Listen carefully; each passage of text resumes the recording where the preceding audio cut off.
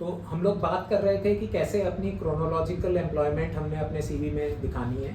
इसमें एक गलती जो हमने अक्सर देखी है लोग करते हैं कि उन्हें लगता है कि अगर वो एग्जैक्ट डेट्स नहीं लिखेंगे, एग्जैक्ट ईयर्स नहीं लिखेंगे तो काम चल जाएगा।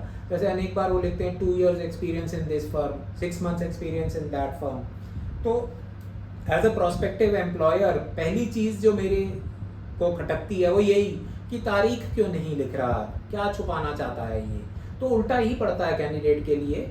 इट इज़ ऑलवेज एडवाइजेबल कि आप एग्जैक्ट तारीख ना भी लिखें तो महीना और साल ज़रूर लिखें, बिकॉज एम्प्लॉयर जो है वो ये चेक करने की कोशिश कर रहा है कि बीच में गैप है या नहीं। और अगर आप ऐसे नहीं लिखेंगे तो उसका पहला शक इसी बात पे जाएगा कि कभी ना कभी गैप है जिसको छुपाने की कोशिश की जा रही है। एक और चीज़ का कई लोग गलती से शायद छूट जाता है उनका कि वो पुराने एम्प्लॉयमेंट में भी करंट एम्प्लॉयमेंट की तरह जो उन्होंने कभी लिखा था कि करंटली वर्किंग विद, उसके बाद उन्होंने दूसरी जॉब कर ली, अब 2 जगह करंटली वर्किंग विद दिख रहा है। कई सीवी ऐसे दिखते हैं जहाँ 3 जगह दिख रहा होता है currently working with. Updated CV नहीं होती है वो। हाँ, तो जो पुराना वाला करंट था उसकी तो एंड डेट आ गई, तो उसको क्लोज कर दें ना कि भाई उसमें एंड डेट लिख दें। तो खाली सिर्फ जो करंट वाला है वो ओपन एंडेड है कि भाई अभी मैं वहाँ काम कर रहा हूँ। तो ये छोटी छोटी सी चीज़ें हैं जो लोग कभी कभी। तो एक बेसिक पॉइंट ये है कि शायद कुछ जॉब सीकर्स को ऐसा लगता है कि मैं ही डेढ़ सियाना हूँ और इंटरव्यूअर तो थोड़ा बुद्धू सा है, उसको मैं बेवकूफ़ बना लूँगा। वो निकला है इस उम्र से, किसी वजह से वो इंटरव्यूअर है और तुम कैंडिडेट हो। तो ऐसे ना समझें उसको। बिल्कुल ठीक है। So the next thing is education details. Education details भी बहुत इम्पॉर्टेंट है, स्पेशली अगर आप एक फ्रेशर हो और आपकी ये फर्स्ट जॉब है तो जो है आपके लिए वो आपका एजुकेशन ही है। आपके पास कोई वर्क एक्सपीरियंस नहीं है कि आप अपने इंटरव्यूअर को ऑफर कर रहे हो, आप अपने पढ़ाई से रिलेटेड चीज़ें ही उनको बता पाओगे। तो this is also very crucial. Okay, so education history में सबसे पहले हमारे पास जो हाईएस्ट डिग्री है हम वो लिखेंगे। अगर मैंने एमबीए की है, लास्ट ईयर मेरी एमबीए कंप्लीट हो गई है, तो मैं सबसे ऊपर लिखूंगी एमबीए। स्पेशलाइजेशन कुछ है तो लिख दो एमबीए इन एचआर। यूनिवर्सिटी या कॉलेज का नाम लिखो उसके बाद, और क्या टेन्योर रहा है मेरे एमबीए का। अगर मैंने कंप्लीट किया है 2021 टू 2023 में, तो 2021 टू 2023। मार्क्स लिखना एडवाइजेबल नहीं है। We should refrain from adding numbers education qualification में। बस डिग्री लिख दो, यूनिवर्सिटी कॉलेज का नाम लिख दो और टेन्योर लिख दो। तो इसमें एक और चीज़ जो खास तौर पे बतानी ज़रूरी है, एक तो ये कि जैसे कुछ लोग लिखते हैं सेकंड डिवीज़न, कुछ लोग लिखते हैं पास्ट इन थर्ड डिवीज़न। तो एज एन इंटरव्यूअर मुझे मालूम है अगर कोई सेकंड डिवीज़न लिख रहा है तो उसकी परसेंटेज 51 या 52% ही होगी, तभी सेकंड डिवीज़न लिख रहा है। 58-59 होती तो वो नहीं लिखता। वैसे ही थर्ड डिवीज़न में मतलब बेयरली पास्ट है तभी लिख रहा है ऐसे। तो क्यों हम अपना परिचय दे रहे हैं। फिर एक सीवी हमारे पास आया जिसको नौकरी करते हुए 10 साल हो गए और उसने मैट्रिक थर्ड डिवीजन में पास करी है और उसने सीवी पे लिखा हुआ है। It is not required now. तो उसकी अब जो पहली नौकरी पाने के लिए एजुकेशनल क्वालिफिकेशन की बहुत ज़रूरत होती है। बाद वाली जॉब्स के लिए तो हमारे को वर्क एक्सपीरियंस ही दिखाना है और वर्क एक्सपीरियंस से जुड़ा हुआ ही सवाल जवाब होगा।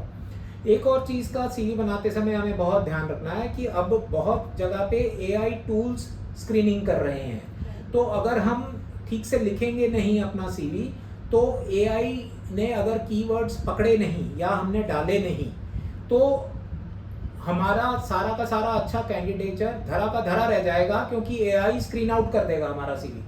तो अगर हम जॉब वर्ल्ड में एंटर कर रहे हैं तो the entire world has move to professional CVs now, जो एआई बेस्ड हैं स्क्रीनिंग। जहाँ पे बहुत जगह, जैसे अभी स्वीटी ने कहा कि एमबीए इन्होंने इसी साल में किया, बहुत जगह रिक्वायरमेंट होगी कि MBA from A grade college pass out of 2023।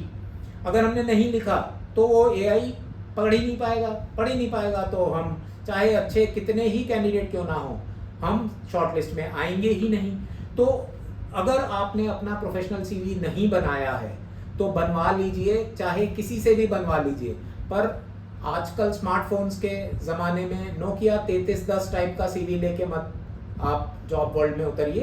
अपना सीवी पहले प्रोफेशनल सीवी के दर्जे का बनवा लीजिए, ताकि एआई बेस्ड स्क्रीनिंग जहाँ जहाँ है वहाँ पे आपका सीवी एटलीस्ट बाधा ना बने, हर्डल ना बने। एटलीस्ट आपको बुला तो लें वो, आप अपने आप को शोकेस तो तब कर पाएंगे जब इंटरव्यू के लिए कॉल आएगी। अगर सीवी ने ही आपको रिजेक्ट करा दिया तो उस स्टेज तक तो पहुंचेंगे ही नहीं। Right. So the next thing is, हमने बहुत सारी सीवीज में देखा है लोग हॉबीज़ लिखते हैं। फर्स्ट ऑफ ऑल एडवाइजेबल नहीं है कि आप अपनी हॉबीज़ लिखो, स्पेशली अगर आप कोई सीनियर प्रोफाइल पे हो तब तो बिल्कुल भी नहीं। Nobody is interested, the HR is not interested कि वो जाने कि आप अपने लेजर टाइम में क्या करते हो। तो एडवाइजेबल नहीं है लिखना। अगर आप फ्रेशर हो, आपके पास है ही नहीं कुछ लिखने को और आप ऐड करना चाहते हो, तो सिर्फ वो हॉबीज़ लिखो जो कि आप सच में करते हो अपने लेजर टाइम में। तो सपोज़ मुझे रीडिंग करना पसंद है, तो मैं रीडिंग तभी लिखूंगी जब मैं सच में किताबें पढ़ती हूँ।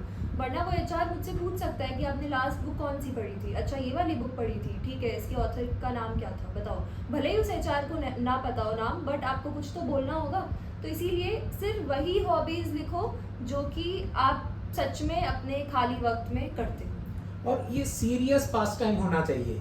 हम शौकिया क्रिकेट मैच देखते हैं, इज नॉट अ हॉबी, वो तो टाइम किल कर रहे हैं हम। अब अगर कोई खेला है तो उसको उस लेवल तक का, अगर कोई कह रहा है कि मान लीजिए वो स्टेट लेवल खेला है, अक्सर लड़के लिख देते हैं क्रिकेट, तो भाई तुम्हें क्रिकेट में चाइना मैन क्या होता है तुम्हें पता होना चाहिए, तब लिखो।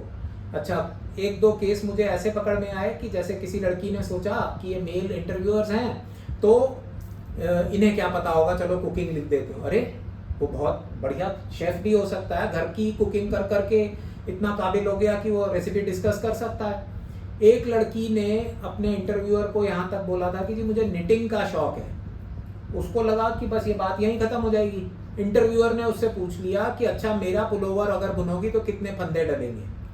अब पकड़ी गई, क्योंकि उसको बिल्कुल नहीं पता था। और इंटरव्यूअर को उसकी माँ कभी ना कभी उसका नाप लिया होगा स्वेटर बुनने के लिए, उन्हें बता चुकी थी कि तेरे में 105 फंदे पड़ते हैं, तो उसको पता थी ये बात। अब वो लड़की रिजेक्ट हो गई क्योंकि वो एक झूठी डिक्लेयर हो गई, क्योंकि झूठ बोल के वो अपना उल्लू सीधा करना चाह रही थी।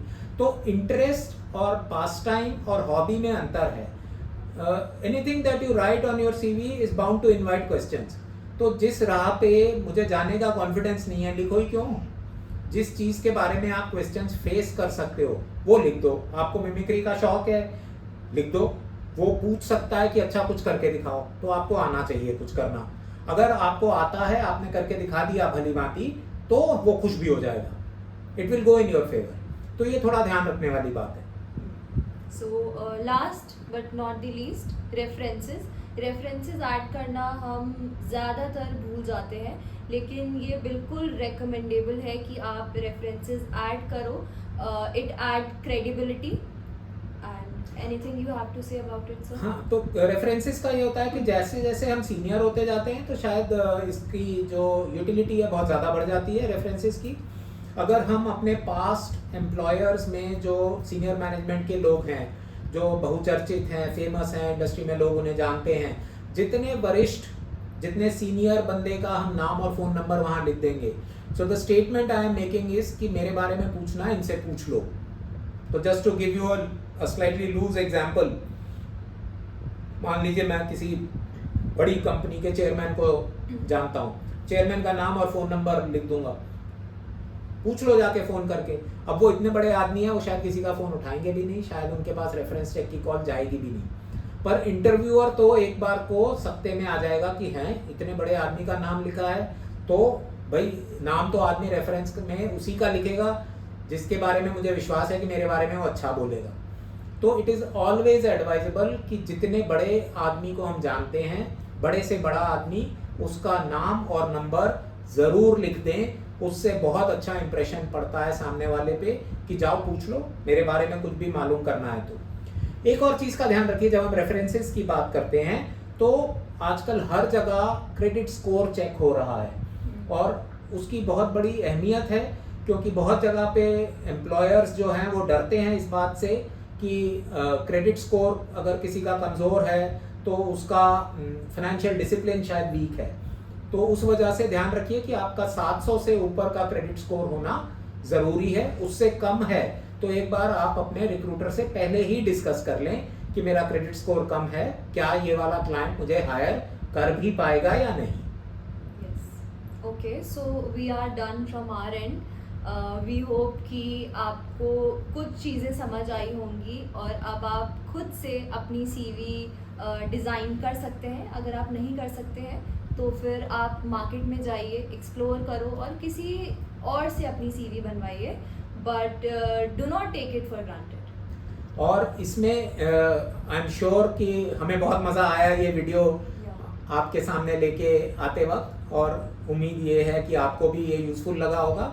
इसी क्रम को हम आगे भी बढ़ाते चलेंगे, कड़ी से कड़ी जोड़ते रहेंगे।